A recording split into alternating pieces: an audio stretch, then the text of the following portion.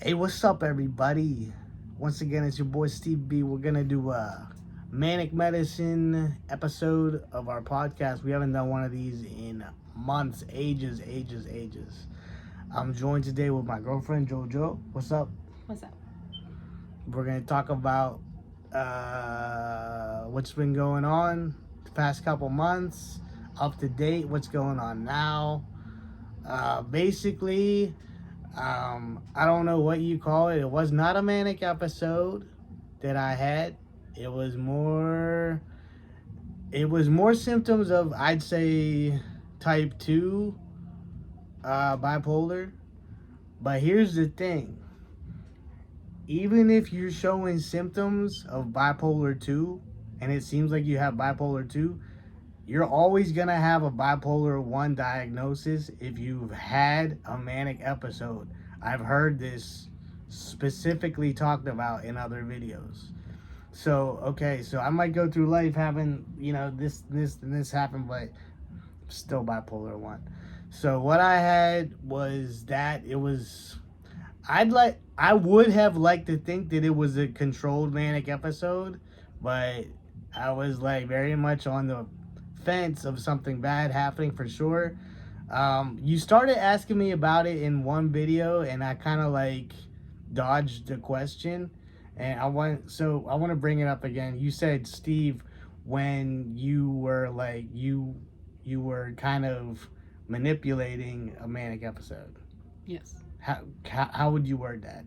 How would you word a new question?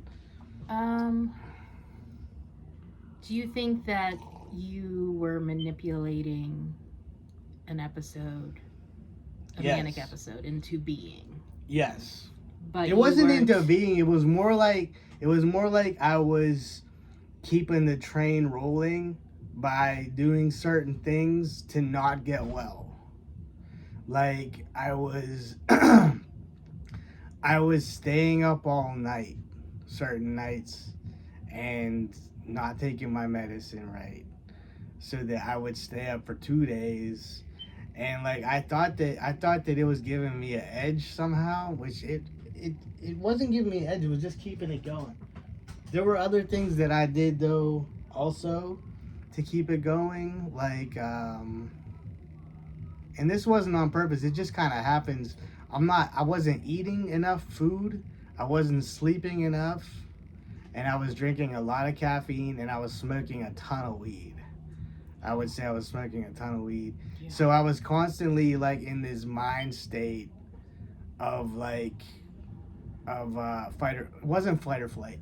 It was like, I don't know, how would you describe it? I think you were just on all the time. Yeah. I was like high energy. I was making videos. I was constantly in a creative state, and I was trying to keep this. That's what it was. I was trying to keep the creative state like at a level by doing these things, not taking my medicine right, not sleeping, not eating enough, and just like constantly wanting to make music, basically, in any way. Like we made the cigarette packing videos. We were making the sing-along videos where I would like sing over someone else. I would do improvisation on the trumpet, on didgeridoo, on melodica, and some of my other instruments, harmonica, all these things. And I was trying to keep this constant state of on for the recording session. And I made a decision that I wanted to do a recording session in like the middle of December or like the beginning of December, and the recording session, or sometime in December, and the recording session wasn't until the beginning of February. Yeah, so I was end of January, beginning of February. Yeah. I thought, what was the date? I thought it was February 8th, or was it No. Was it the end of January? Yeah, it was the end of January. Oh, that makes so like much more sense. End of January. That makes a lot more sense then. It was like the last weekend of January. Gotcha. Or something like that. Okay. So the good news is that I got through the recording session and it was successful and I'm happy with it. It was fantastic. Everybody came through. Yeah. Everybody came who said they were gonna come to it, and all the solo work that I had to do was on point, very creative. I didn't have to do many takes on those. So that's why that was why and this is not the first time that I've tried to do something like this before, because there have been times in the past where, I'll give you an example, like the summer of 2012, I was very creative all summer that summer. And you want to know why? Is because I thought the world was gonna end in 2012, December 12th, 2012, you know, the Mayan calendar shit. Remember all that shit? Well, Okay. I took that a little bit more seriously than some people do. And I thought the world was gonna end, so I was like, I'm gonna make as much music as I can. I was like, well, who's gonna hear it if the world ends? Well, I wasn't thinking about that at the time.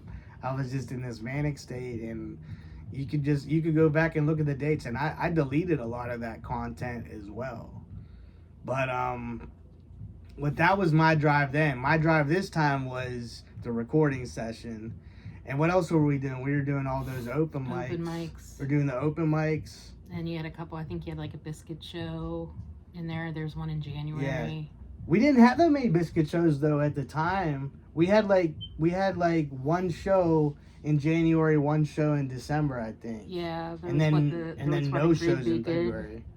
Yeah, and like to keep me satisfied musically and creatively, I was going to like at least 2 open mics a week. Mm-hmm. And we had like 3 or 4 of them that we were going to regularly. Right. So that's all over now. Yeah, made a lot of friends and stuff. Yeah, we made a lot of friends, but here's the thing, like now I'm gonna get, before I get into that, well, I'll get into that partially. I don't do any of this stuff anymore. I don't do the open mics. I'm not practicing as much. That's the downside, is after I did the recording session, I very quickly like dissolved. My creativity like dissolved. You like collapsed. I collapsed. Like literally. The very next day after the recording session, I had my first tournament. Not tournament. I was in a league. I signed up for a pool league yeah. at the local dive bar, and I went to it, and then I was like, just like I all my energy that had been built up was gone. I was like, you know what, I can't do this, and I quit that night. And I knew making that decision that it wasn't like the decision to quit. It was like, this is gonna be a series of things I quit. And it was so crazy at the time because you were so obsessed with pool. Yeah. Like for like it was the past, a driving like, force. 3 months. Like you were like obsessed with pool. Like you had to play pool every day. I had to practice every day. I would play speed rounds of pool, like 2 rounds of speed pool in a row, and like beat my records. It would be like 11 o'clock at night, and we would come home, and you'd be like, "Do you care if I go and play a round of pool?" Yeah. And I'd be like, right, you know, because I knew that you needed to do it, and like you weren't gonna stop until you did. It was like part of it added to the it was like aggressive, and it was like a driving force with my creativity too, believe it or not. It all went like hand in hand. And it's not like you were like doing anything dangerous. No, it was pool. Yeah. So I was like, that's why I like didn't give you a hard time or anything. I was like, yeah, go ahead, you know, go play pool. You know, I'll see you in a couple hours. And I was cool with it. I was like, go do it. I would get like, I wasn't drinking, like I still don't drink. Right. But I would get like super duper high and then go play pool. Which I don't know how you did that. But yeah, it helped my concentration somehow. Yeah. And I thought my thoughts were like, what was that? That was me pushing the table leg, yeah. My thoughts were like abstract. I would like think of playing pool like abstract and shit. The same way that I would think of play my trumpet abstractly, and I would come up with all these theories and stuff, and then but I didn't write any of it down, of course. Right. I have a few videos. I have a few.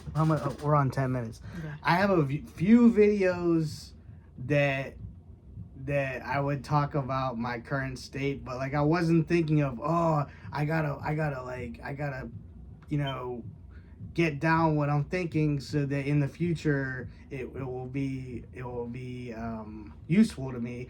I didn't. Those weren't my thoughts. So now, if I had done that, but you know, I don't know. It's like, do you want to know all that shit? Like my normal brain. This isn't a normal brain. This is my brain. My brain right now is like, I'm depressed. That's the downside of all this. That's what I was trying to get to. It was the upside and downside. So my brain now doesn't think like that. I don't want to say it's normal. I want to say it's trying to get normal. It was up here. Here's base level. It was up here. It was like a constant climb, and then now it went below normal, and it's like down here somewhere. Like, so I'm like down here suffering, and I'm trying to get back up to normal. Normal was like before all this. I was on my meds. I was still like, for the most part, being creative, being musical, everything like that. It took me 2 years to get where I was musically, and then like in like October to December, I just like, I was like, I'm going for it. Yeah. I was like, I'm really going for it now. And like once you get into that mind state, it's like you can't stop. You can't stop. It's an addiction. It really is. My mania is addicting. My little spurt of mania, that was very addicting. I didn't want it to stop. Yeah, it was definitely hard watching you do that. Yeah. It was not easy. And it's all on the internet. It's all on the internet for posterity. Like last week I was rewatching all that stuff, and like this is what people don't understand. It's like I mean, I'm kind of embarrassed by where I went, like how I was, but at the same time I'm like that was some consistency. It's like it was fun. That's what people don't understand. Like, it looks scary and it looks unpredictable and all this stuff, but like, I'm not gonna lie, and people with bipolar 1 will tell you it's the fucking best time of your life. You just gotta not die, and stuff and bad things happen. Not just get into trouble, but like, I don't know. You piss a lot of people off. You make a lot of people scared. It's like, but it seems worth it at the time. It's like, I don't give a shit. I'm shining. I'm shining right now. That's what it's like. Like, you're shining. So, I never learned. And I'm like, and everyone's like, well, that's not going to happen. Let's make sure that never happens again. Well, first of all, I can't guarantee it's never going to happen again. 2, once you go down that path, you can't stop. It's really hard to like reverse it until you fucking lose it. And I didn't lose it this time. And I think the reason why I didn't lose it was because I wasn't drinking alcohol. So I definitely know that now. I always know that. So, what's up, Chase? We had the kitties the whole time. JoJo moved in during this time. Like, I might not have invited you to move in if I wasn't a little bit off. Did you ever think of that? Yes, actually I did. I did. I actually thought it was when you did invite me to move in, because I was having problems and I needed somewhere to stay. I was actually really surprised that you told me I could move in. I was like, oh, really? What? Okay. You're like, you sure this is a good idea? And yeah, and then when because at the time we were just friends, and then you asked me back out, and yeah. I even asked you, I was like, are you sure this isn't because you're just up right now? be your girlfriend again?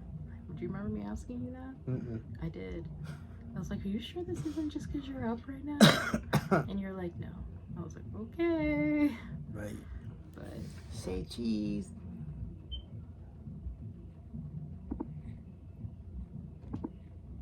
Is it taking?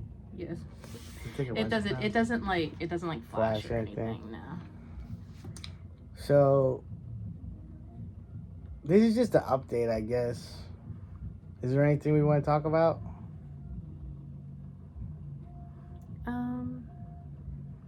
I mean, I think you talked about, you know, the hypomania, and now you're kind of down, but you're working on it. You're taking your meds again. Yeah, let's make that clear. I'm back on my meds. We're titrating back up because this is something that I made a video about a little bit like a week ago, where I started taking my meds back at the same dose that I was before I quit. Your son's calling you. I'm gonna wrap it up now.